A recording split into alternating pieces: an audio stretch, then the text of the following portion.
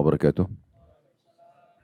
Alhamdulillah, tidak pernah berhenti lisan kita memuji dan memuja Allah Subhanahu wa taala atas segala nikmat yang dilimpahkan kepada kita, terutama nikmat Islam dan iman yang dengannya kita jadi mengenal siapa pencipta alam semesta ini, termasuk pencipta diri kita sendiri, dan akhirnya kita punya tujuan dan panduan serta tuntunan hidup. Jadi kita jadi tahu mana yang boleh yang kita kerjakan, mana yang tidak boleh, mana yang bisa kita nikmati, mana yang tidak bisa kita nikmati. Maka seorang muslim wajib bersyukur kepada Allah Subhanahu wa taala kerana dia dipandu kepada Islam dan iman ini. Selain daripada itu juga cukup banyak nikmat lain dari makanan, minuman, pakaian, udara dan segala macam hal yang nikmat Allah tidak terhingga lagi.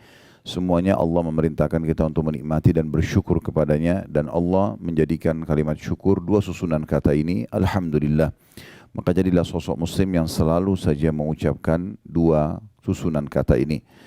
Selanjutnya kita panjatkan salam hormat kita kepada utusan Allah Nabi besar Muhammad sallallahu alaihi wa ala alihi wa sahbihi wasallam, sebagaimana Allah telah perintahkan kita untuk mengucapkan salam hormat kepada beliau, dan juga tentunya berharap balasan yang telah Allah janjikan, yaitu mengucapkan satu kali salam hormat akan dibalas oleh Allah Subhanahu wa taala dengan 10 rahmat, dan rahmat Allah meliputi segala sesuatunya, pengampunan dosa, peninggian derajat, pemenuhan kebutuhan dan solusi dari permasalahan-permasalahan hidup. Hari ini kita ada kajian buku kecil, judulnya 10 penyebab lapangnya dada atau lapangnya hati tepatnya. 10 penyebab lapangnya hati seseorang. Buku ini kita sudah berada, dan pada hari ini pada poin yang ke-10 yang terakhir insyaAllah yang akan kita bahas. Dan sebelumnya kita mengingatkan kembali kalau memang ada hadis Nabi SAW, dalam jasad manusia ada segumpal darah. Kalau dia baik, maka akan baik seluruh aktivitas orang tersebut. Dan juga jasadnya sendiri juga akan baik, sehat. Dan kalau dia rusak, maka rusaklah semuanya. Kata Nabi SAW, itulah hati manusia. Maka dalam buku ini disebutkan tentang masalah bagaimana menghindari penyebab penyakit-penyakit hati yang berbahaya, yang akhirnya membuat hati itu tidak sehat. Nanti akan kita rincikan masalah itu insyaAllah. Dan sudah kita bahas materi pertamanya adalah mentauhidkan Allah Subhanahu wa taala. Bagaimana seseorang hanya yakin tidak ada pencipta, tidak ada pemilik, tidak ada penguasa, tidak ada raja yang sebenarnya di alam semesta ini kecuali Allah. Dengan pondasi dasarnya kalimat la ilaha illallah, tentunya la ma'budu bihaqqin illallah, tidak ada Tuhan yang berhak disembah kecuali Allah, sesuai dengan makna hakikinya. Maksudnya benar-benar bukan hanya ucapan lisan, tapi akalnya memikirkan, hatinya merenungi, dan anggota tubuhnya mengaplikasikan ketaatan kepada Sang Pencipta Allah. Kemudian yang kedua, yang pernah dibahas dulu ya, ini sudah saya cuma reviewkan daftar isinya saja, berprasangka baik kepada Allah. Ini salah satu yang melapangkan dada seseorang, karena apapun takdir Allah Subhanahu wa taala pasti terjadi dengan hikmahnya. Kita suka atau tidak suka. Misalnya sehat, kita suka. Sakit, kita nggak suka. Tapi kita selalu bersangka baik kepada Allah Subhanahu wa taala. Allah tidak datangkan penyakit tersebut kecuali dengan hikmah-hikmahnya, dengan tujuan-tujuan yang baik. Karena kalau orang itu, salah satu hikmahnya, kalau orang sehat terus tidak pernah sakit, maka dia tidak akan tahu nilai kesehatan itu. Tapi dengan adanya sakit, dia jadi tahu, oh ternyata kalau saya sehat dulu itu besar sekali nikmatnya. Ternyata setelah saya sakit ini, saya baru tahu nilainya. Contoh misalnya, orang mungkin tidak terlalu melihat nilainya minuman atau air dingin. Tapi pada saat dia sakit, dia meriang, kemudian di depan dia ada orang yang minum air dingin, yang biasanya mungkin dia bisa minum di saat dia sehat. Dia baru tahu betapa besarnya nilai air dingin tersebut, dan betapa nikmatnya dia kalau mengkonsumsi itu misalnya. Dan ini ditarik dalam setiap masalah dalam kehidupan kita tentunya. Allah Subhanahu wa taala menakdirkan ujian-ujian kayak penyakit, Allah takdirkan gangguan orang, Allah takdirkan adanya peperangan, Allah takdirkan segala macam itu. Tugas seorang muslim kalau ingin hatinya bersih, maka dia bersangka baik. Pasti terjadi dengan hikmah Allah Subhanahu wa taala. Bahkan yang terjadi di Palestina pun sekarang, walaupun hati kita rasanya tersayat-sayat dengan kejadian ini, tapi seorang mukmin yang hatinya dipenuhi dengan ilmu dan iman sangat yakin pasti ada satu rahasia yang Allah inginkan bagi orang-orang itu. Di antaranya yang paling nyata kalau seseorang sudah belajar agama adalah Allah memilih mereka menjadi para syuhada. Masalah prosesi kematian sebagai orang yang di medan perang, semuanya memang pasti serem. Hamzah ditusuk dadanya, dilempar tombak, kemudian dimutilasi, dipotong hidungnya, ya, kemudian dibelah dadanya, dicoba dikeluarkan jantungnya. Itu pemandangan yang luar biasa dari paman Nabi SAW. Waktu Nabi lihat, Nabi sempat meneteskan mata, menangis waktu lihat di kancah peperangan. Tetapi Nabi SAW pada saat itu menerima wahyu langsung, dan beliau sampaikan kepada para sahabat, kalau aku diperlihatkan Hamzah di saat ini sedang bertelekan di dipan-dipannya di surga. Artinya kondisi fisik itu bukan menjadi tolok ukur orang ini menderita atau tidak. Mungkin di mata kita yang masih hidup menderita, tapi secara teori agama tidak. Memang begitu prosesinya orang kalau mati syahid, gitu kan. Makanya umumnya hadis-hadis Nabi SAW menyebutkan tentang mati syahid itu, nanti dari tubuh dia yang keluar darah itu akan mengeluarkan bau yang lebih wangi dari kasturi nanti pada hari kiamat. Keluar dari darahnya itu sendiri. Dan itu yang akan membuat para syuhada bangga. Makanya kata Nabi SAW, tidak ada satu orang pun yang masuk ke surga berharap kembali ke dunia kecuali para syahid, dengan tujuan agar mereka merasakan lagi prosesi kematian itu. Jadi prosesi dipenggal lehernya, prosesi ditusuk, begitu dalam hadis. Kalau Bapak Ibu kembali kepada hadis-hadis, semuanya membahas masalah itu. Jadi semua itu subhanallah dengan hikmah-hikmah Allah Subhanahu wa taala, ya. Dan dengan itu ternyata hanya sedikit, ya, sakit itu semua, ya, yang kena bom, yang dipenggal lehernya, yang hanya kena luka kecil kemudian dia mati, akhirnya terbunuh mati syahid juga. Semuanya kata Nabi SAW, orang yang mati syahid tidak merasakan sakit mati itu kecuali seperti cubitan saja. Jadi tidak ada sesuatu yang berbahaya bagi mereka kecuali hanya di kasat mata manusia saja sebagai ujian dari Allah SWT. Siapa yang orang ingin itu? Kata Nabi SAW dalam sebuah hadis, sesungguhnya manusia yang terbaik adalah manusia yang selalu hatinya terpaut ingin mati di jalan Allah Subhanahu wa taala. Dimanapun dia mendengarkan berita yang menakutkan atau mengejutkan, maka dia segera memegang tali kekangan kudanya dan dia mengejar tempat tersebut berharap dia terbunuh atau dia mati di jalan Allah Subhanahu wa taala. Karena memang harus melalui proses seperti itu. Nah, kita jadi bisa bersangka baik dengan hikmah Allah SWT. Kita mau keluar, kalau ini hal yang besar, hal yang kecil kayak kita mau keluar rumah, tiba-tiba mendung, janjian sama orang batal, ada proyek bisnis tidak jadi, itu hal yang kecil gitu. Orang beriman itu harus yang lebih besar daripada itu. Ya, sampai pada tingkat seperti kasus terbunuh pun itu adalah kecil bagi mereka. Bahkan para sahabat kalau sudah dikumandangkan jihad, mereka berada di saf-saf pertama di barisan pasukan Nabi SAW untuk menjadi orang yang pertama mati syahid. Ya, nanti kita akan ceritakan di Uhud tentang bagaimana kasus terlibatnya sahabat-sahabat yang masih kecil. Ya, Rafi ibn Khadij, kemudian Samurah bin Jundub, 13 tahun ngotot kepada Nabi SAW untuk ikut berperang dan mereka menunjukkan keterampilan mereka. Yang satu ahli gulat, yang satu ahli memanah. Sampai Nabi SAW izinkan. Padahal itu jelas di masa dulu orang kalau berperang, pedang sama pedang. 99% mati, kan gitu. Beda dengan sekarang, mungkin orang masih bisa berlindung dan segala macam. Nah itu poinnya. Jadi kita selalu bersangka baik kepada Allah SWT dengan apapun, walaupun kita nggak suka dengan keputusan tersebut. Kalau itu menyakitkan buat kita, pahala sabar kita bisa dapatkan. Dan juga kita bisa introspeksi diri. Dan kita tahu besarnya nikmat yang ada pada saat sedang tidak datang ujian tersebut. Dan pada saat kita keluar dari ujian itu, kita akan merasakan luar biasa nikmatnya. Plus lagi kita dapat pengalaman hidup. Sekian banyak hikmah yang bisa kita dapatkan. Itu salah satu yang melapangkan dada. Kemudian yang ketiga, ilmu syar'i. Belajar agama seperti ini, itu salah satu sebab lapangnya dada yang luar biasa. Artinya kalau tidak ada ilmu syar'i, tidak belajar atau mengulang-ulanginya atau memperkaya diri dengan terus mendengarkan, maka berarti dia tidak akan lapang dadanya. Ya. Nah, ilmu syar'i itu seperti misalnya ada yang hadir di pengajian begini, contoh, ya. Kemudian dia pernah melakukan perbuatan dosa. Dia tersentuh dengan satu ayat, satu hadis, sebuah kisah. Dia meneteskan air mata, saya salah, kembali. Itu manfaatnya luar biasa. Itu.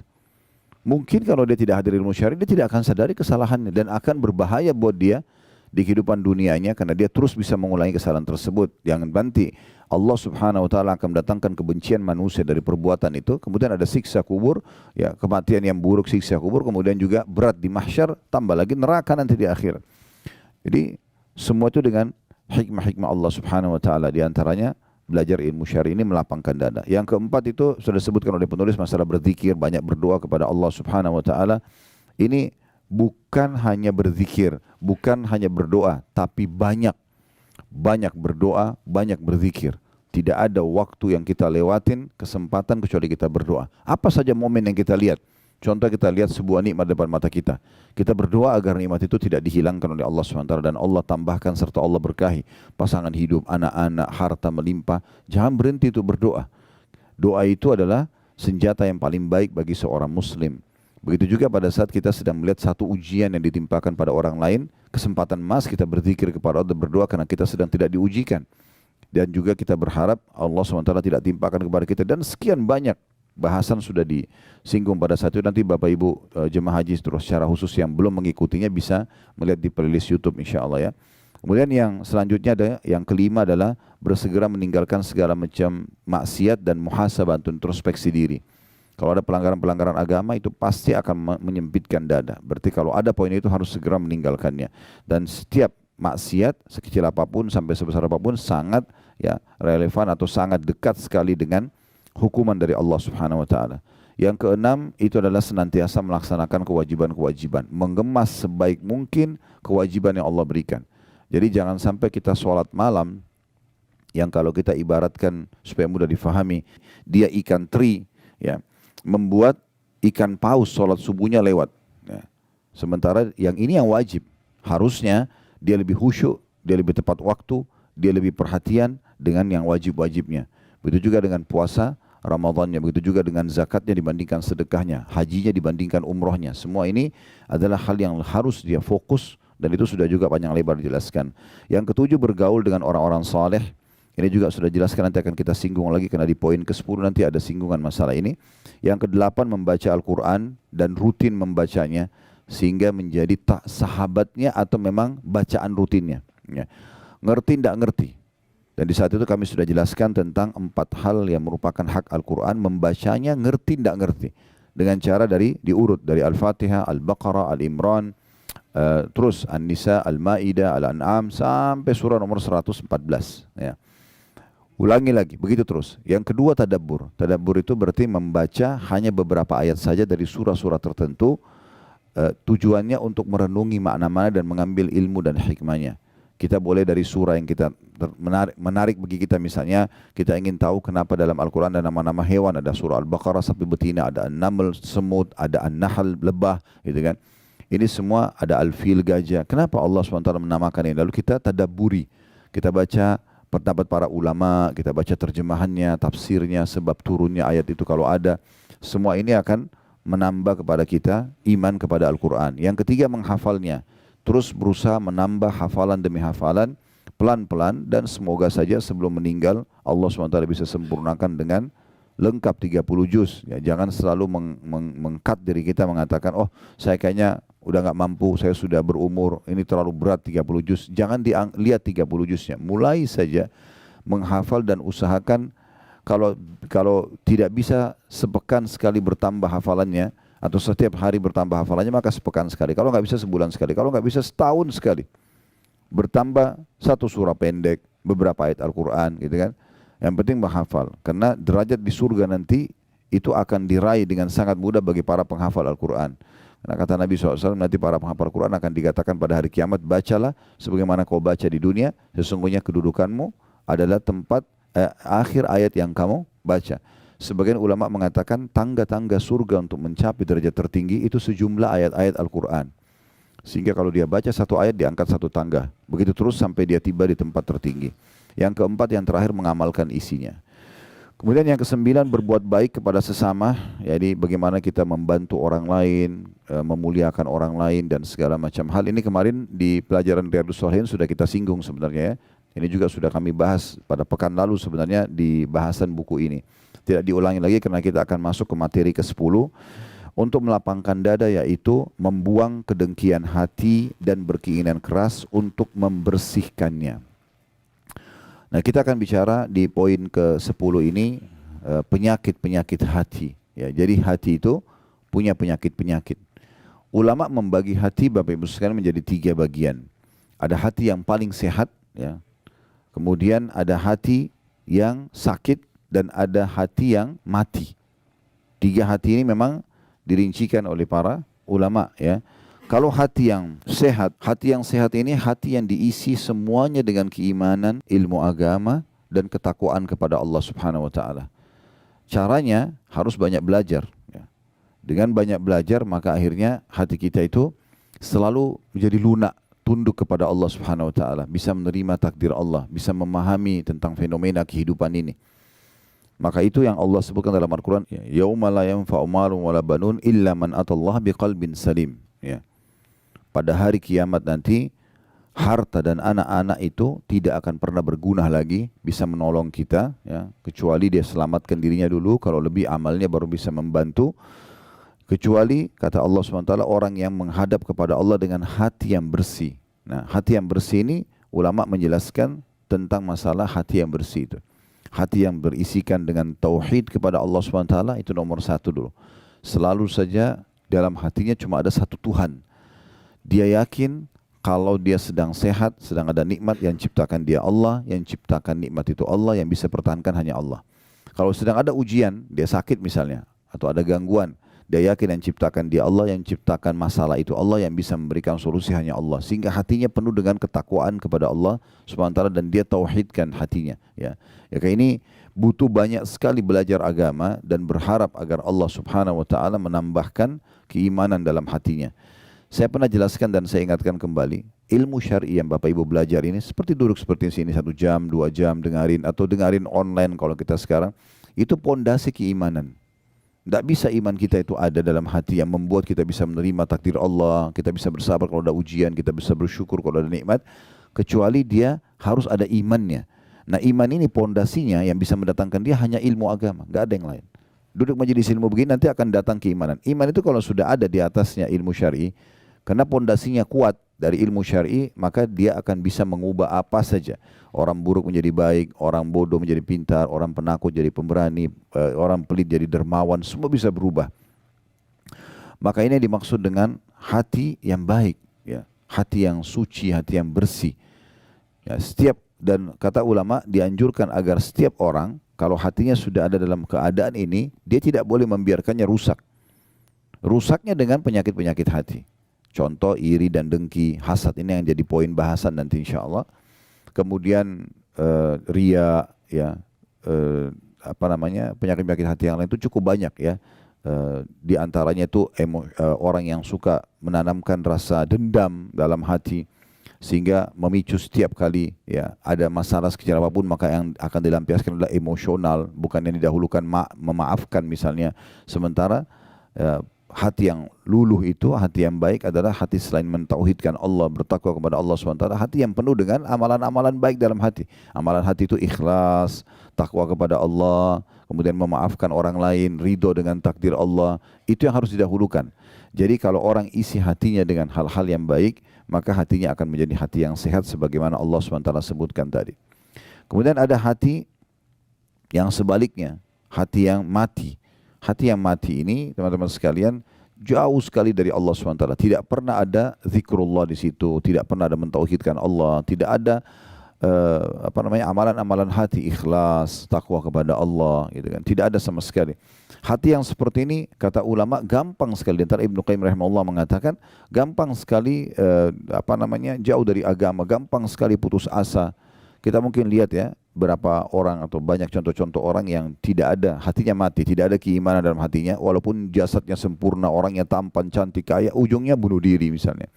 Ya, ujungnya itu malah berbuat hal-hal yang tidak baik dalam kehidupan dia. Dan gampang sekali, sedikit ujian datang dia tidak bisa melewati ujian tersebut. Ini hatinya mati. Kenapa teman-teman kita di Palestina masih bisa melalui kehidupan padahal sudah seperti ini? Itu karena hatinya hidup mereka. Jawaban-jawaban mereka yang tersebar di medsos itu luar biasa itu. Saya lihat ada satu orang kakek yang sudah tua, rambutnya putih semua, dia berdiri dekat rumahnya yang sudah hancur. Ditanya, seorang disengaja diwawancarai, tapi orang ini juga bukan seorang wartawan, hanya sekedar orang yang kebetulan ingin tahu tentang kondisi, menyebarkan berita. Pada saat itu ditanya, bagaimana keadaan anda sekarang? Dia bilang, alhamdulillah saya masih hidup. Ini di sebelah rumahnya yang hancur, dan ditanya di rumah situlah rubuh bangunan tersebut kena dibom oleh Israel. Ya, semoga Allah hancurkan mereka karena ini memang perbuatan yang sangat keji. Istrinya dan anaknya meninggal di situ. Semua harta dia tertimbun, hancur semua toko dia yang dia dagang situ habis. Dia bilang, alhamdulillah saya masih hidup. Kata orang itu, bagaimana anda melewatin semua ini? Dia bilang, alhamdulillah saya terima takdirnya Allah. Allah menginginkan seperti ini. Alhamdulillah istri sama anak saya sudah mendahului saya ke surga. Dan saya tinggal melalui sisa hidup saya saja. Saya pun berharap bisa mati bersama mereka. Ini jawaban seperti ini siapa yang bisa ucapkan kalau bukan karena hatinya dia bersih dan luar biasa. Terus kemudian ditanyakan lagi, lalu bagaimana Anda hidup? Ditanya sama orang, bagaimana Anda hidup sekarang? Tidak ada harta, tidak ada keluarga, di sini ada bom, tidurnya di luar. Dia bilang, saya yakin Allah sudah menentukan rezeki saya. Akan sampai rezeki saya, sampai saya nanti akan meninggal dunia. Gak mungkin rezeki saya tidak sampai kepada saya. Dengan begitu yakin, sambil dia senyum lalu dia jalan Bapak itu. Ya. Itu luar biasa itu. Kalau hatinya gak hidup gak bakal bisa seperti itu. Ya. Jadi ulama juga merincikan teman-teman sekalian. Kalau hati itu kuat, sehat, ya, walaupun jasadnya kecil, mungkin secara fisik orang lihat kasat mata kayaknya mungkin dia kurang di mata manusia lah. Tapi kalau hatinya dipenuhi dengan keimanan dan sehat, maka semua akan kuat luar biasa. Kalau pernah dengar nama ini, alhamdulillah. Kalau belum pernah dengar, nama ini nama unik, nama sahabat Julaibib radhiyallahu anhu. Julaibib ini sosok orang yang terkenal sekali, orangnya fisiknya sangat kecil, tampan wajahnya sangat jelek. Begitu dijelaskan kalau Bapak Ibu baca biografi beliau, ya sampai dikenal dengan buruk wajah di masa Nabi SAW. Tapi subhanallah hatinya luar biasa, bersih, ya hatinya kuat, ya penuh dengan keimanan kepada Allah SWT. Satu waktu Nabi SAW melihat dia, lalu Nabi SAW mengatakan, wahai Julaibib, saya lihat kamu sudah pantas untuk menikah, kenapa kau enggak nikah? Dia bilang dalam riwayat sahih, ini pernah kami bedah di YouTube ya. Ya Rasulullah, bagaimana saya mau nikah? Siapa yang mau nikah dengan saya? Saya tahu keadaan saya, tahu wajah beliau buruk, fisik beliau sangat kecil. Maksudnya kecil sini bukan normal gitu ya, sesuatu yang orang lihat pasti kurang gitu. Maka Nabi SAW mengatakan, saya akan nikahkan kamu insya Allah, ikutlah sama saya. Ikut. Nabi SAW datangi rumah seorang dari orang Ansar yang memang hati mereka juga hati yang diisi dengan keimanan, terkenal memiliki seorang anak gadis yang cantik dan salihah. Maka Nabi SAW bilang, setelah salam mereka kaget lihat Nabi datang, mereka sambut dengan meriah. Lalu kata Nabi SAW, setelah salam kami punya hajat dengan kalian. Bahasa ini biasanya orang di masa itu menggunakan bahasa santun kalau ingin melamar. Kami punya hajat dengan kalian, maksudnya kami ingin menikah gitu.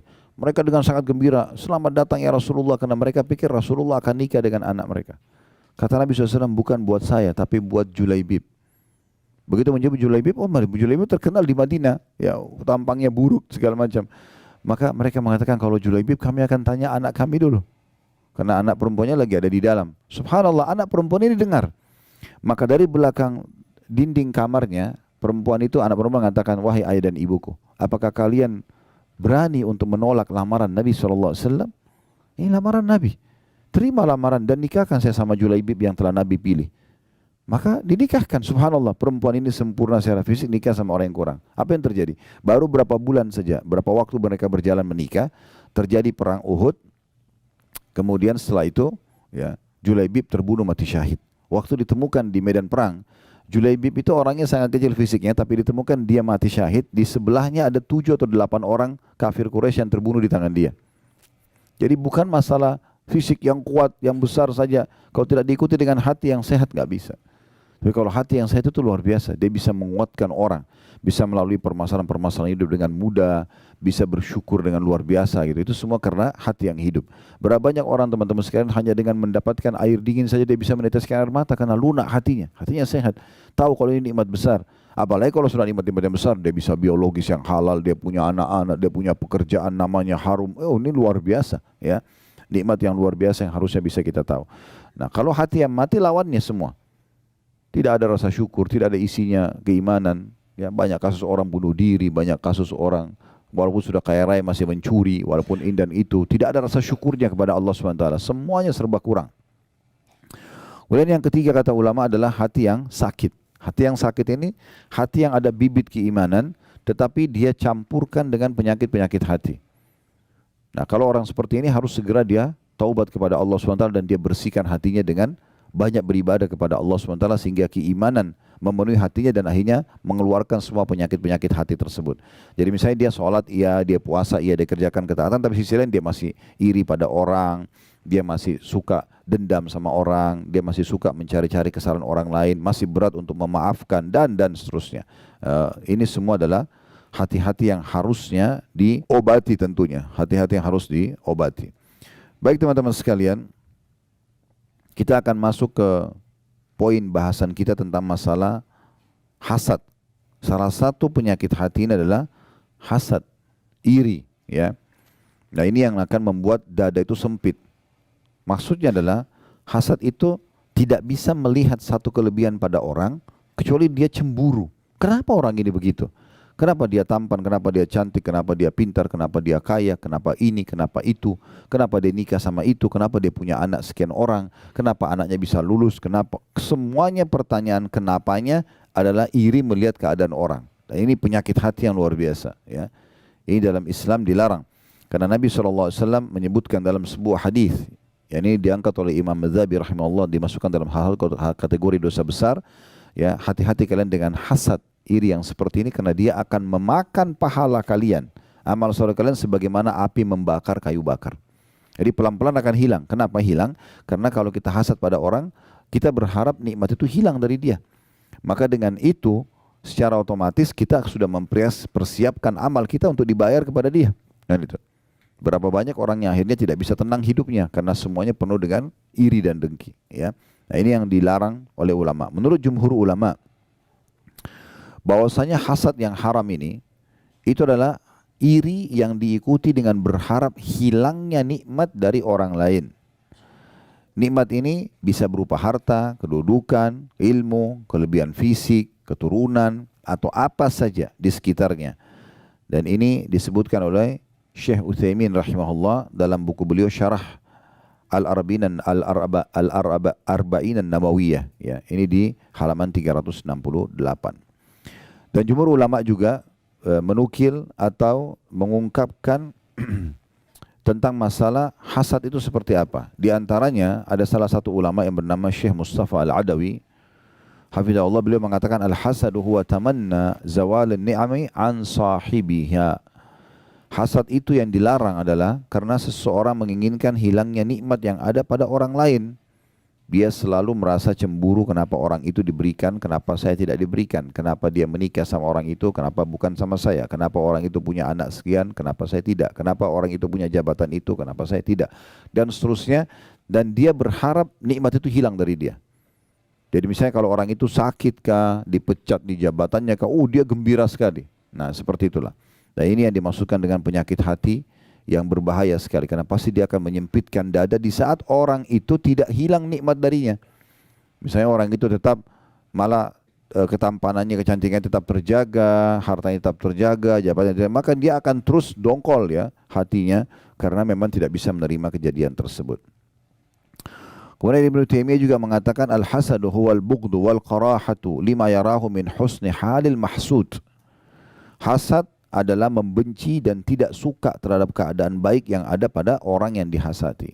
Ya. Itu kurang lebih gambaran ulama tentang definisi hasad itu sendiri. Dan larangan hasad cukup banyak. Dari dalilnya berhubungan dengan masalah ini tidak dibolehkan.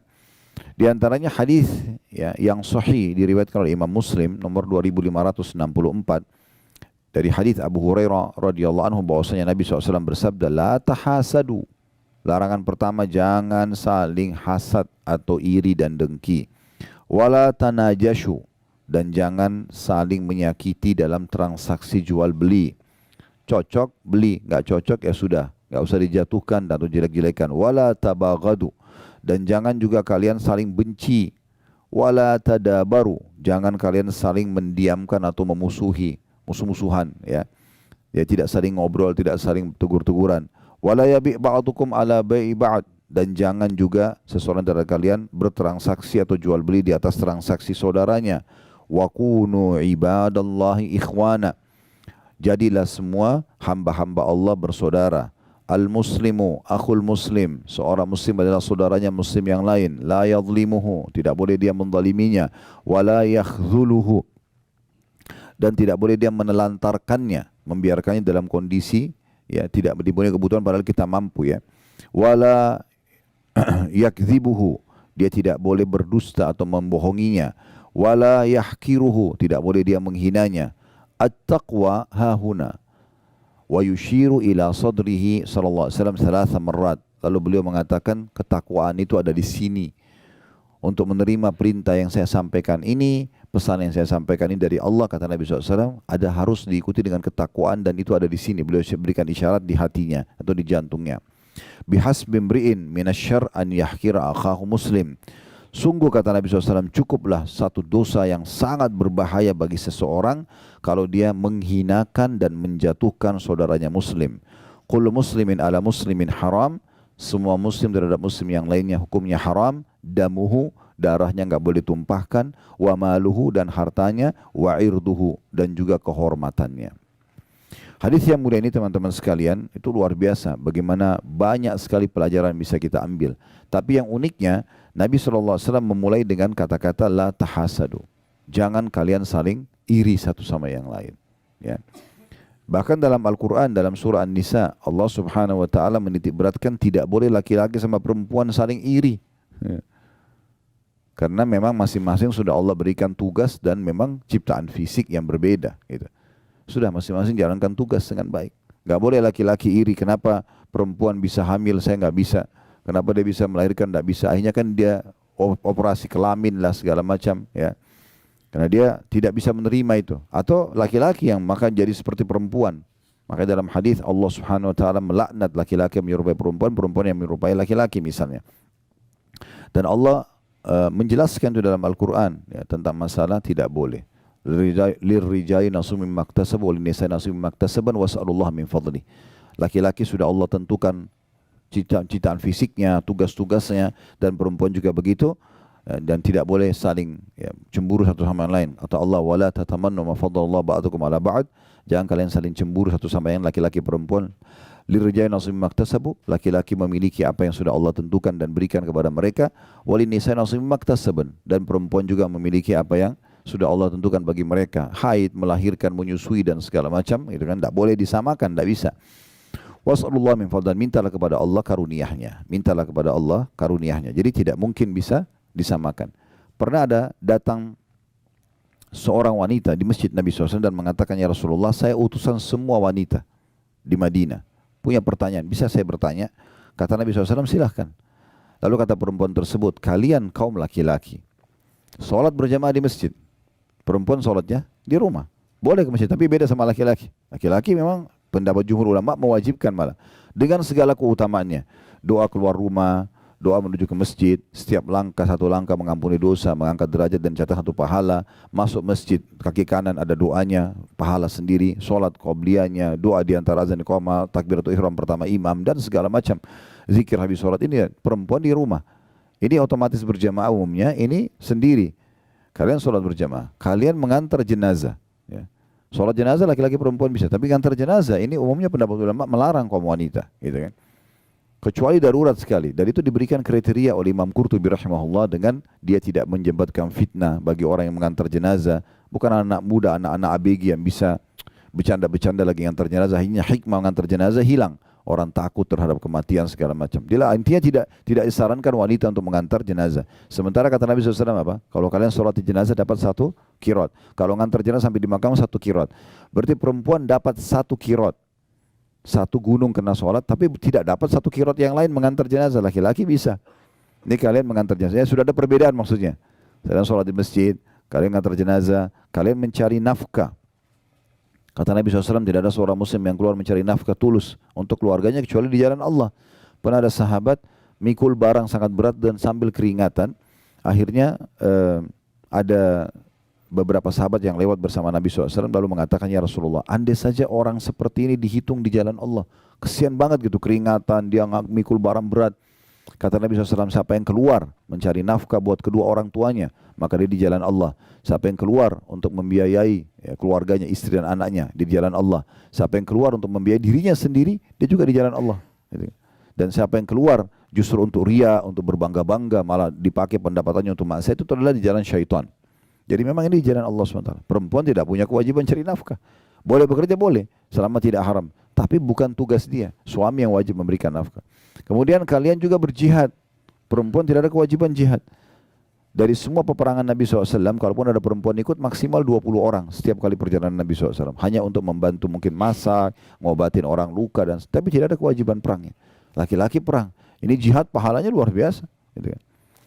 Maka yang terjadi adalah perempuan ini mengatakan, pertanyaan saya Rasulullah, sementara kami perempuan mengurus rumah kalian, mengurus anak-anak kalian, mengurus rumah kalian, dan menjadi tempat syahwat kalian. Ini perempuan bilang begitu.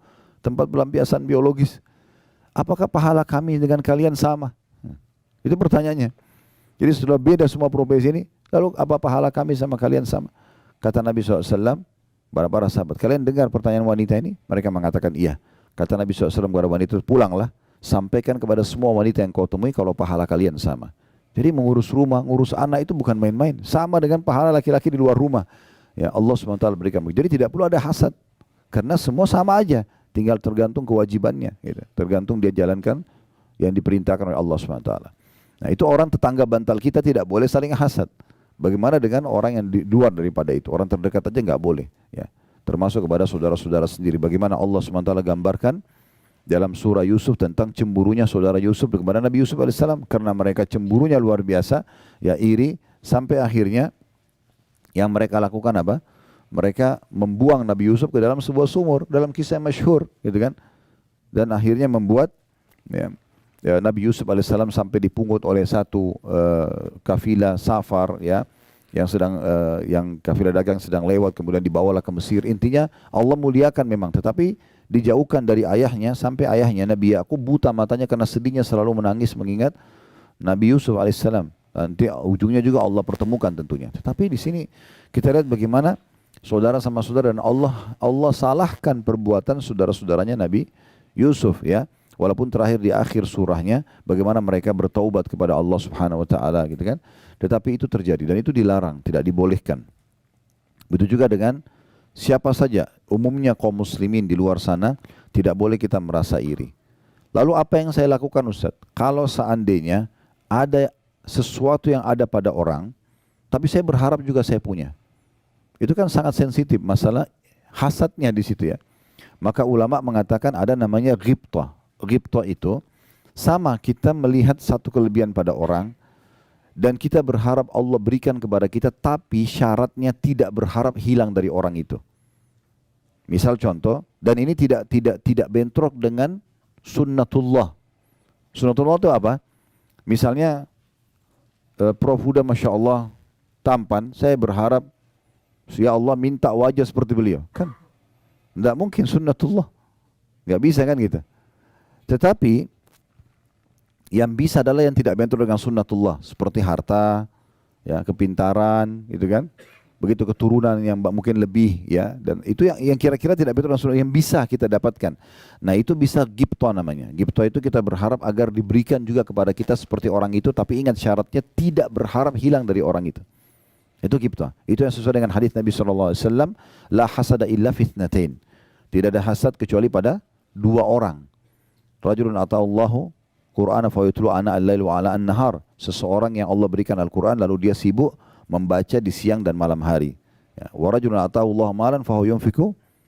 Ya. Dan orang yang diberikan ana al-lail wa ana an-nahar, dia diberikan harta kemudian dia sibuk sedekahkan di siang dan di malam hari. Nah ini dua orang, kama qala Nabi SAW, dua orang ini yang boleh kita merasa iri. Oh ternyata orang ini kaya raya tapi sibuk infak.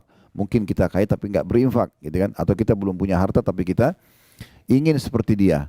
Atau ada orang pintar sekali, dia mengajar sana sini, banyak prestasinya, buku-buku dia bestseller, apalah segala macam. Kita berharap bisa seperti dia. Maka itu semua tidak bentrok dengan sunnatullah dan tidak berharap hilang dari orang tersebut. Nah, orang hasad itu beda. Kalau tetangganya beli AC, dia yang kedinginan, kan itu. Nah, itu hasad. Tetangganya beli mobil, dia dongkol, kenapa beli mobil baru? Begitu tetangganya mundur tabrak pagar, syukurin tuh. Nah, karena memang dia tidak suka itu kan. Tapi kalau orang yang ghibthah beda. Orang itu baru beli rumah baru. Oh Masya Allah, berkahi dia ya Allah. Dan berikan saya lebih baik dari dia. Atau sama dengan itu boleh.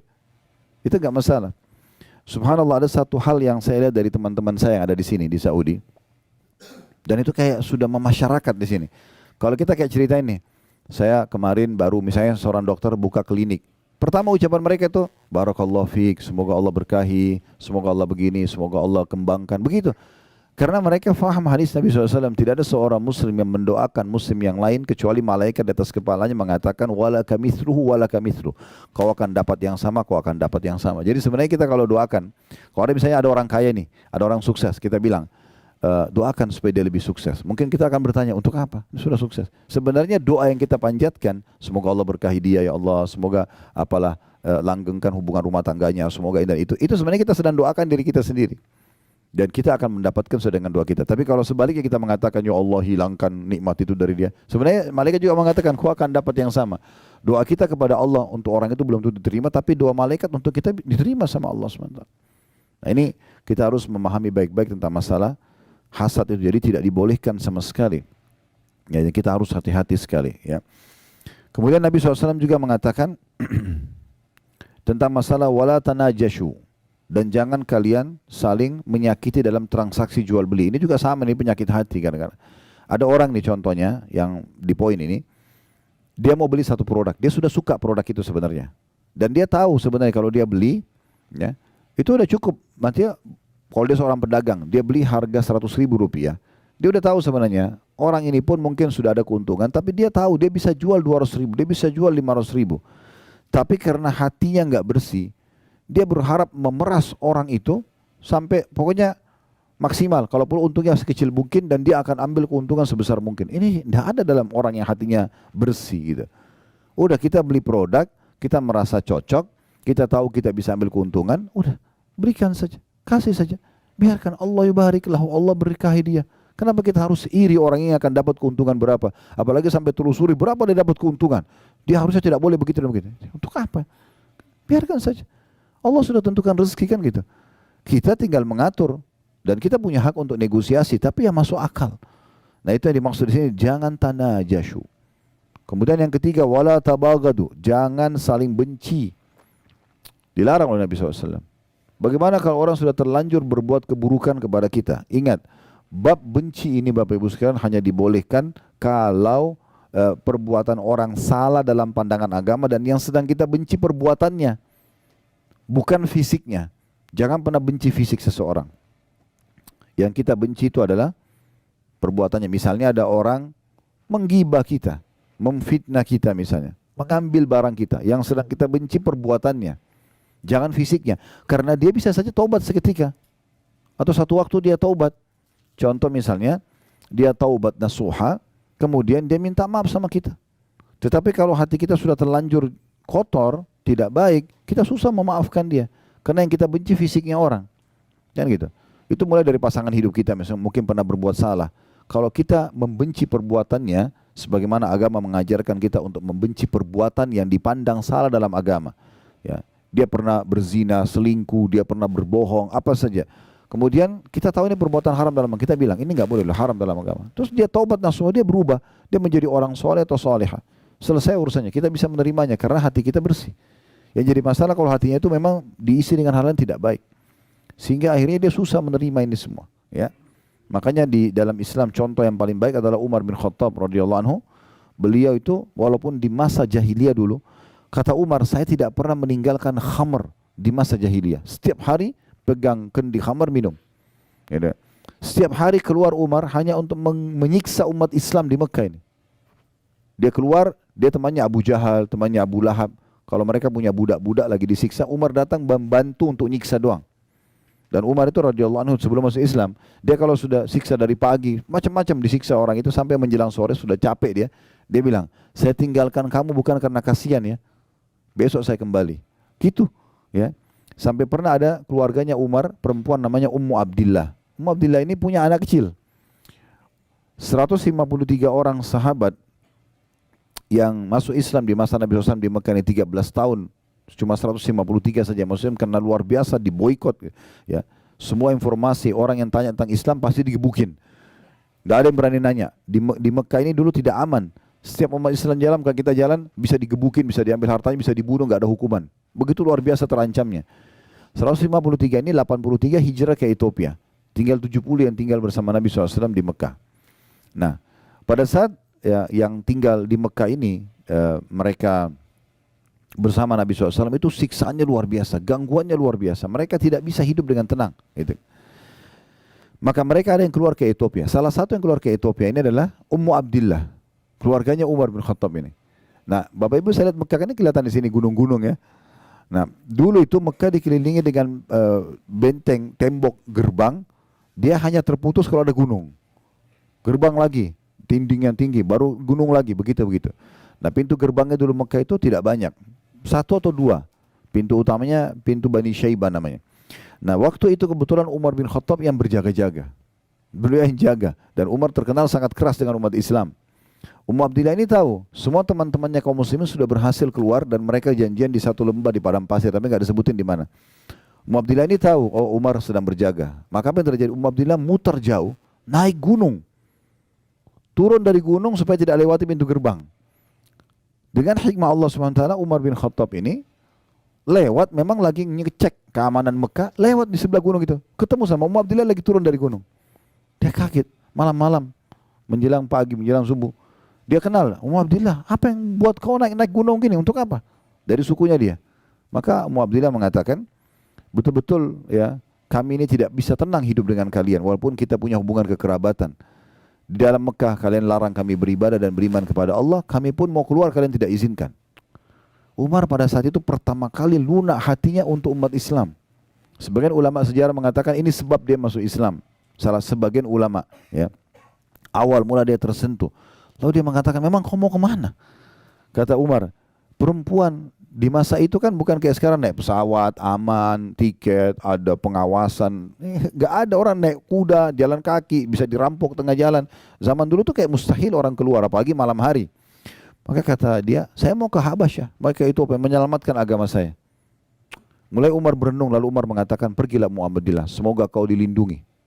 Pergilah Ummu Abdillah ini, ketemu sama teman-temannya di padang pasir. Lalu mereka tanya semua, kenapa kau terlambat Ummu Abdillah? Dia cerita, yang jaga pintu gerbang Umar. Saya naik gunung, jadi saya selamatkan diri. Tapi dengan hikmah Allah saya turun ketemu Umar. Oh, mereka semua penasaran, tahu Umar ini luar biasa gitu benci dengan Islam. Maka kata mereka, lalu apa yang terjadi? Umar mengatakan kepada saya, kau mau kemana? Saya ceritakan semua. Setelah saya ceritakan semua, dan Umar mengizinkan saya pergi. Bahkan Umar mengatakan, semoga kau dilindungi. Lalu kata salah satu orang yang hadir di situ dari sahabat-sahabat Nabi mengatakan, mudah-mudahan jadi sebab masuk Islamnya Umar. Apa kata mayoritas sahabat? Kalau Umar tidak mungkin masuk Islam sampai unta masuk ke lubang jarum. Karena kayak nggak mungkin masuk Islam gitu. Kayak nggak masuk akal mereka bisa masuk Islam. Lalu mereka diam semuanya. Subhanallah, betul. Beberapa hari setelah itu, Umar bin Khattab mendengar kekacauan, maksudnya bagi dia ini sudah kekacauan di Mekah. Kenapa kok ada agama baru ini? Sehingga membuat suami istri bisa berpisah, keluarga sama keluarga berpisah. Yang satu beriman pada risalah Nabi SAW, yang satu tetap menyembah berhala. Dia keluar nenteng pedang, saya mau bunuh Muhammad sekarang. Gitu niatnya keluar. Di tengah jalan dia ketemu dengan satu orang sahabat. Lihat, di Mekah ini dulu terkenal Bapak Ibu sekalian, Umar itu kalau sudah pegang pedang, berarti dia mau bunuh orang. Udah, dan kalau dia sudah keluar, dia mati atau orang itu mati. Begitu prinsipnya. Jadi sangat tegas. Maka orang ini lihat, ditanya, hai Umar mau kemana? Dia bilang, saya mau bunuh Muhammad. Karena orang ini takut nanti dia datang bunuh Nabi. Maka Nabi itu ada di pinggiran kota Madinah, itu di rumahnya Darul Arqam ya. Satu sahabat yang umurnya cuma 16 tahun, tapi Masya Allah dia siapin rumahnya untuk menampung dakwah Nabi SAW. Yang jelas waktu itu, dia mau alihkan, lalu dia mengatakan, kenapa kau cari Muhammad? Tapi dia sembunyikan keislamannya. Sementara adikmu sendiri perempuan, adik Umar bernama Fatimah, sudah masuk Islam, masuk agama Muhammad. Umar tambah marah. Apa benar? Dia datang ke rumah adiknya.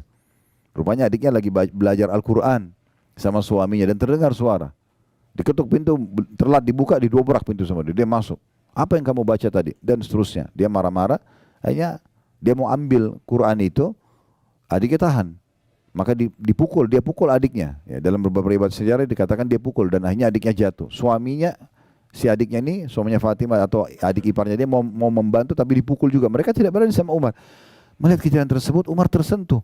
Ini agama apa kalian ini? Kenapa kok sampai begini kalian belahnya gitu? Maka Umar bilang, tolong kasih kepada saya mau baca. Kata adiknya, tidak bisa, kau kafir najis. Kalau kau sudah mandi baru saya kasih.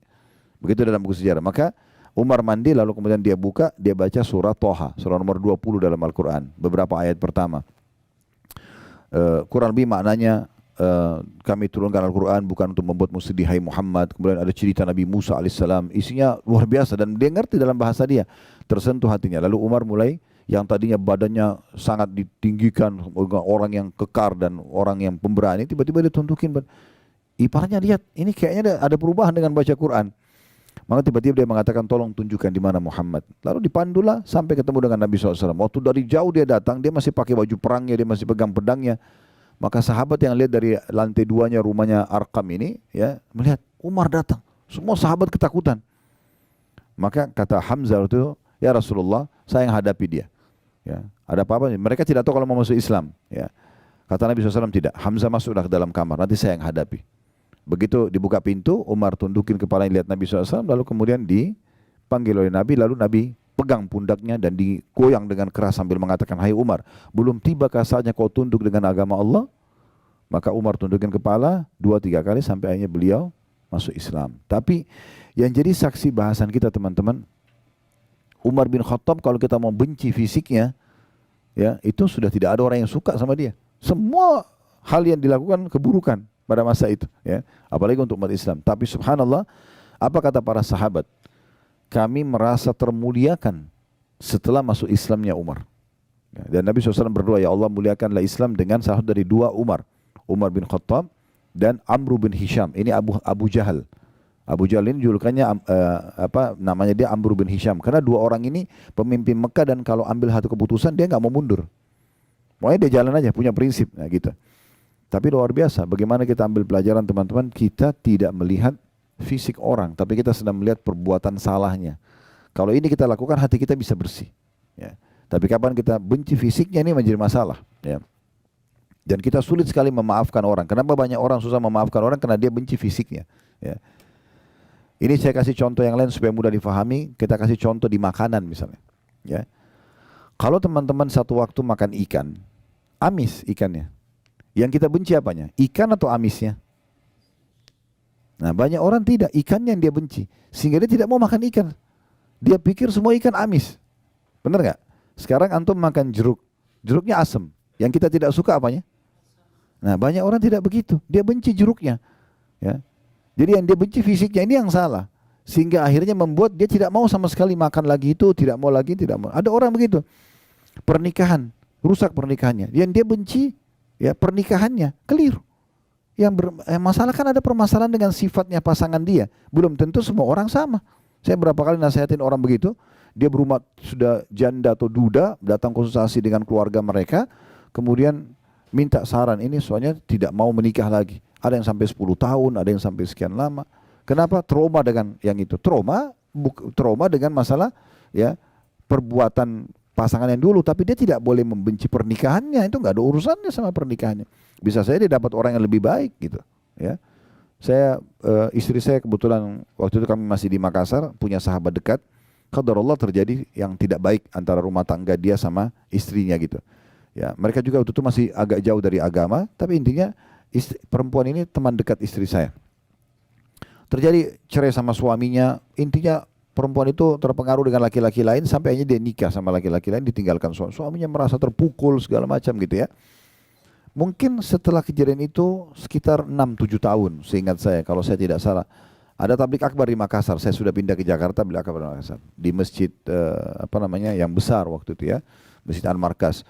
Alhamdulillah waktu itu selesai tablik akbar, lalu ada satu orang dari jauh manggil saya, Assalamualaikum Ustaz. Saya pikir jemaah umumnya salaman. Terus dia bilang, antum lupa sama saya. Ingat-ingat siapa orang ini, karena berubah. Dia sudah jenggotan, dia pakai baju koko, dulunya tidak seperti itu.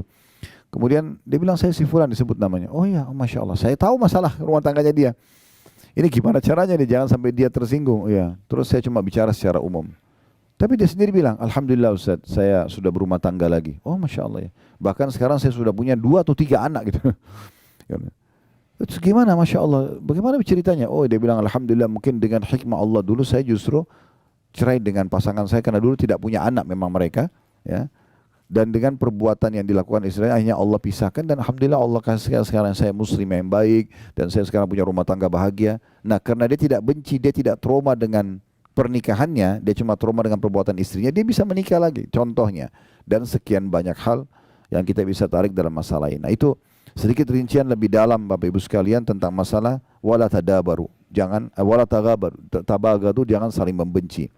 Kemudian wala tadabaru. Nabi SAW mengatakan, jangan kalian saling mendiamkan. Dalam sebuah riwayat lain tidak boleh seorang muslim mendiamkan saudaranya lebih dari 3 hari. Ya, musuh-musuhan lah ya. Ini tidak boleh. Saran saya, ini cuma saran saja. Kalau Bapak Ibu ingin tenang hidupnya, ingin bahagia, ada permasalahan apapun, jangan dinginapkan. Selesaikan pada saat itu. Suami istri kah, sama siapapun, clearkan langsung. Duduk, masalahnya apa? Ini. Yang salah, minta maaf. Yang benar, memaafkan. Buka lembaran baru. Memang begitu kehidupan kita, teman-teman sekalian. Gak ada orang ideal sekali semuanya tidak ada salahnya sama sekali. Itu gak mungkin. Kan gitu. Makanya Imam Syafi'i rahimahullah mengatakan orang kalau mau langgang dalam bersahabat, maka dia harus bersabar dengan kekurangan dan kesalahan sahabatnya. Yang penting orang itu tidak ngotot dengan kesalahannya, dia mau berubah. Karena tidak ada manusia yang sempurna. Nah, ini yang dimaksudkan. Terutama dalam masalah, saya kadang-kadang kalau mecahin masalah-masalah rumah tangga teman-teman, dengan izin Allah SWT, bukan dari saya tapi Allah mudahkan saja, selalu saya ingatkan masalah itu. Syaitan ini selalu membuat masalah-masalah kecil dalam rumah tangga sudah cukup membuat mereka tidak interaksi biologis berapa hari, mereka saling mencari kesalahan berhari-hari. Makin lama kita perbaikin, makin banyak permasalahan yang dilahirkan. Kenapa enggak duduk aja, selesaikan hari itu, pegang tangan pasangan, duduk baik-baik, kita bicarain masalah. Masalahnya apa? A, B, C. Oke, siapa yang benar? Nanti akan ketahuan tuh, pasti enggak mungkin dua-duanya benar, pasti ada benar, ada salah. Oke, yang salah minta maaf, yang benar memaafkan, buka lembaran baru dan selesai. Semua isi WA yang lalu-lalu bertengkar hapus. Tidak usah dibaca lagi. Sudah baik-baik 6 bulan berjalan, kemudian tersinggung masalah itu. Kamu pernah buat itu? Kapan? Ini buktinya. Ya. Gak usah dibawa-bawa. Selesai. Buka lembaran baru berarti seperti kita hidup baru. Memang harus begitu. Dalam kehidupan kita harus begitu. Dalam rumah tangga, dalam berteman, nah, dalam berbisnis memang sudah begitu. Selama orang itu mau memperbaikinya, sudah. Kita tidak perlu saling mendiamkan, ya, kita harus berlapang dada. Abu Bakar radhiyallahu anhu pernah membiayai Marthad, ya, salah satu sepupunya. Kemudian ini termasuk yang menyebarkan fitnah bohong tentang zinanya Aisyah sama Safwan. Padahal sebenarnya tidak. Ini sepupunya. Abu Bakar membiayai hidupnya orang ini. Lalu kemudian dia gosipin berita itu. Termasuk dia dicambuk 80 dera di masa Nabi SAW. Ya, ada 3 orang yang didera pada saat itu, Hasan bin Thabit, kemudian Marthad bin Abi Marthad ini, atau ada nama lainnya ya, julukan atau nama lainnya, ada nama-nama lain yang disebutkan oleh ulama. Kemudian ada satu lagi Hamna binti Jahash, ini ipar Nabi SAW sendiri, saudaranya Zainab binti Jahash. Itu akhirnya dicambuk ya si sepupu Abu Bakar ini. Abu Bakar bersumpah sama Allah, kamu yang selama ini saya bantu, kok masa buat begini gitu? Demi Allah saya tidak akan bantu kamu lagi. Itu normal manusiawi kan? Kita bantu tapi dia malah yang menyebarkan gosip yang tidak benar tentang anak kita itu. Tapi Allah SWT turunkan dalam surah An-Nur, ya. Janganlah orang yang telah diberikan kelebihan harta, kedudukan. Abu Bakar maksudnya, turun kepada Abu Bakar. Dia tidak mau membantu para kerabatnya, orang-orang yang berperang di jalan Allah dan seterusnya gitu kan. Maka Allah menutup ayat sambil mengatakan, "Ala tuhibbuna an yaghfirallahu lakum?" Apakah kalian tidak ingin dengan memaafkan dan membuka peluang lagi kesempatan bagi orang lain untuk memperbaiki kesalahannya, Allah memaafkan dosa kalian? Itu dalam surah An-Nur Allah sebutkan. Maka Abu Bakar langsung mengatakan dalam riwayat-riwayat yang sahih, "Ya Tuhanku, aku ingin engkau memaafkanku." Lalu dia bayar kafara sumpahnya, lalu dia kembali membiayai hidupnya sepupunya tadi. Ya. Tapi di sini tentu sepupunya dalam kondisi bertobat, mengakui kesalahannya. Ya. Maka di sini yang berarti yang dia benci bukan fisik, tapi dia benci perbuatan yang dilakukan tadi. Selama orang tinggalkan, selesai. Kemudian wala yabi' ba'dukum ala bai'i ba'd, dan janganlah kalian transaksi di atas transaksi ya saudaranya. Jadi termasuk kalau sudah mulai negosiasi. Contoh kita masuk ke ada si A masuk ke satu toko baju, dia ambil baju itu dari hanger, dia lagi mau lihat. Enggak boleh teman-teman datang, "Oh, ini bagus. Ini buat saya aja." Selama dia masih pegang enggak boleh. Walaupun belum terjadi jual beli. Kalau dia sudah batalin, ya, dia batalin, dia taruh, memang dia sudah tidak ingin, kita tahu orang ini mungkin masih ragu, dia masih mau pilih yang lain, baru kita bilang, ya ini sudah selesai, ya baru kita ambil, gitu, ya.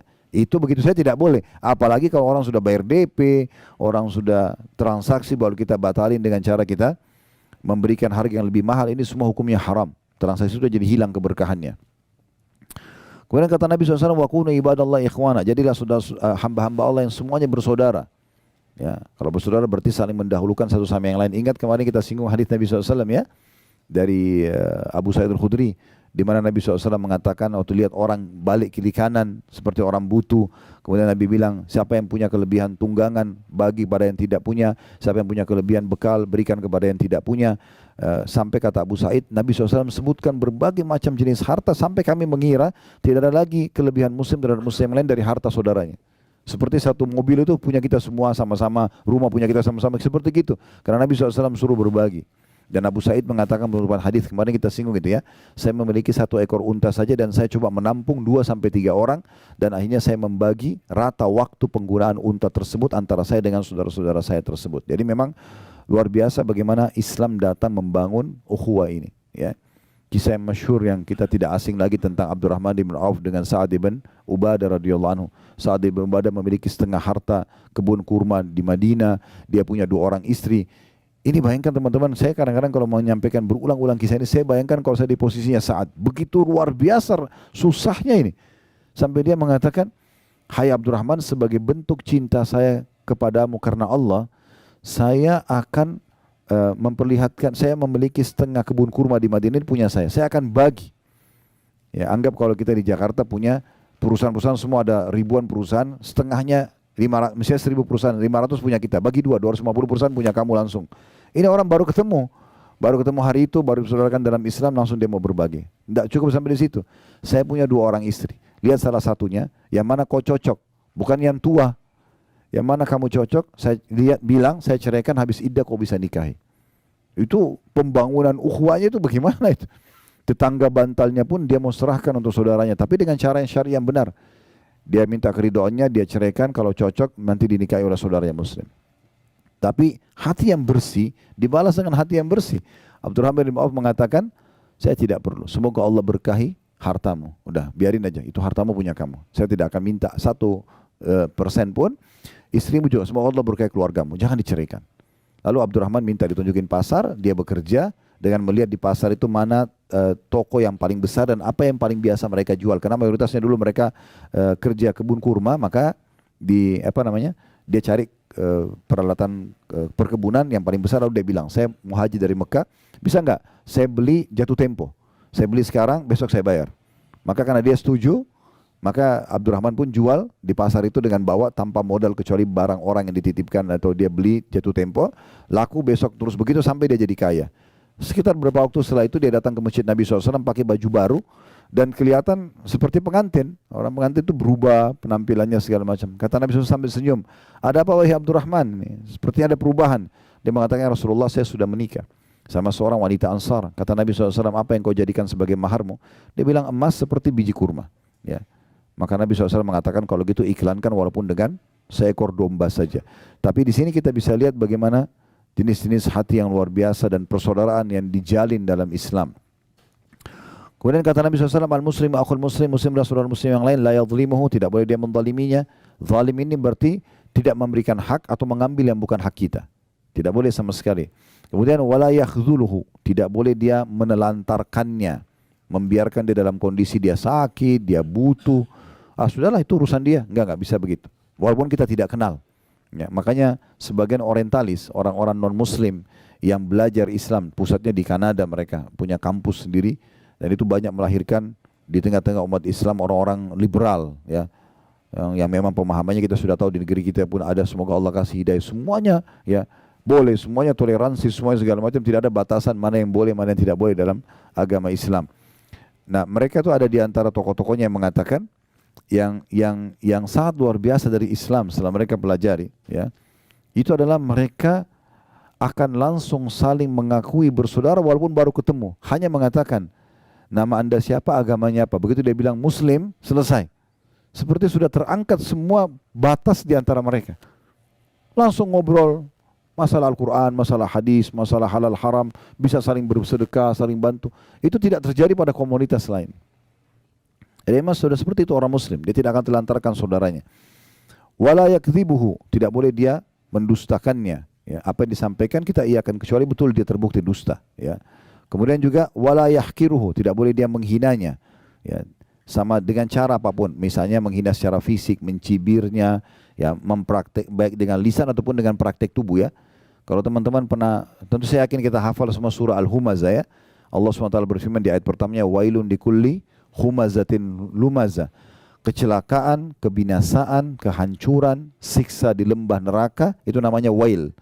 Kalau Bapak Ibu baca wail seperti wailun lil mutaffifin, ya, wailun likulli humazatin lumazah, ini wail dalam bahasa Arab bisa berarti kecelakaan, kehinaan, siksaan di lembah di api neraka gitu kan. Ini semua maknanya sama.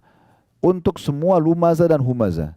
Dua kelompok. Siapa mereka? Lumazah itu yang menyebutkan aib orang lain dengan lisannya. Itu lumazah. Yang humazah bedanya cuma pertama lam, yang kedua ha. Ya.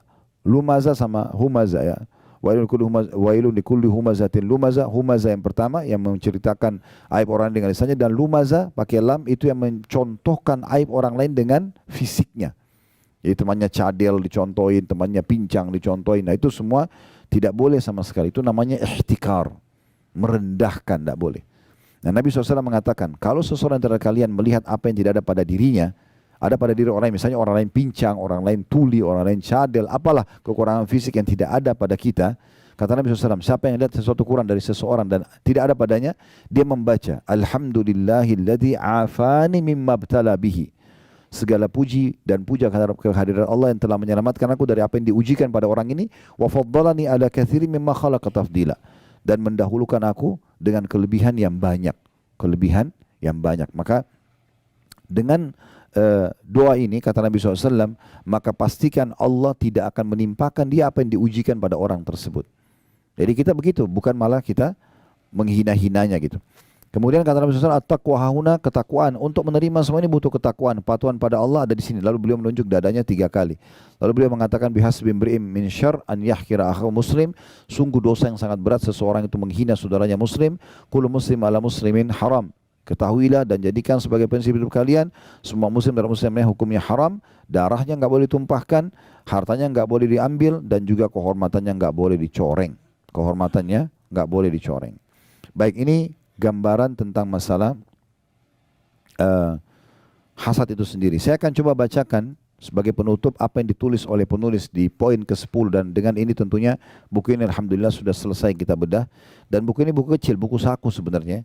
Saya biasa kadang-kadang juga membedah buku-buku begini supaya tema tertentu habis, kemudian kita lanjut lagi ke tema yang lain gitu ya. Nah, kata penulis di sini tentunya dalam buku ini, dan buku ini ditulis oleh Darul Wahyin ya. Beliau mengatakan, hati yang bersih adalah sebab penting agar sebab penting yang menyebabkan kelapangan hati seseorang.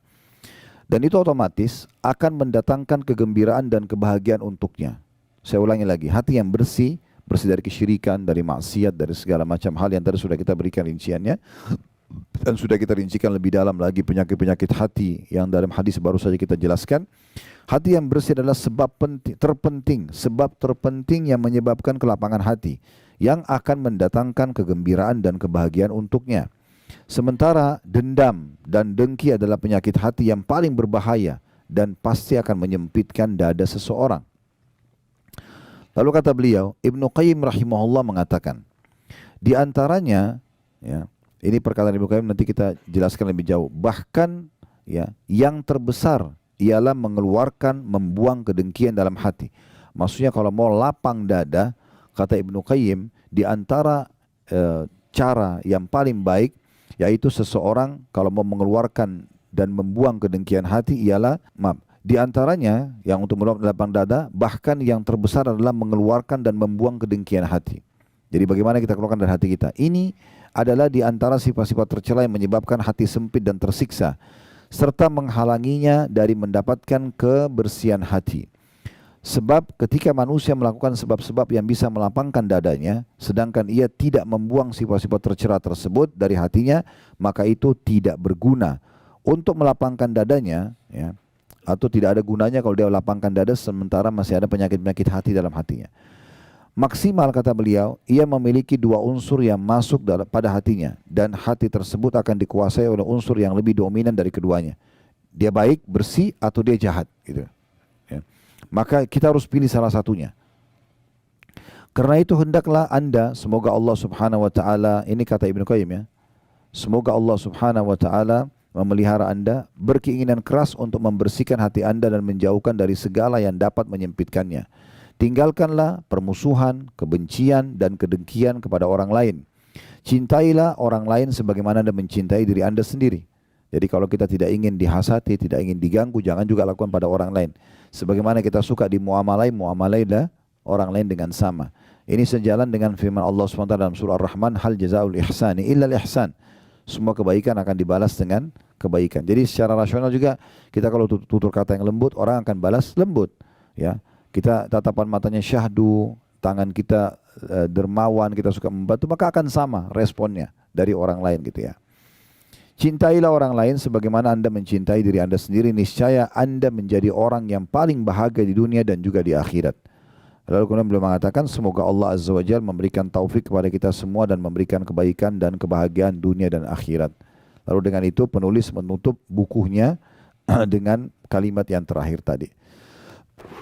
Intinya teman-teman sekalian dari bahasan kita, bagaimana seseorang membersihkan hatinya dari segala macam jenis hasad itu sendiri, dan sudah kita jelaskan bagaimana dia membersihkan hatinya, dan juga sudah kita jelaskan mana yang dibolehkan dalam Islam, ya, yaitu ghibthah tadi. Kita berharap nikmat yang ada pada diri orang selama tidak bentur dengan sunnatullah bisa kita dapatkan, tapi dengan tidak hilang dari orang tersebut. Allahu a'lam.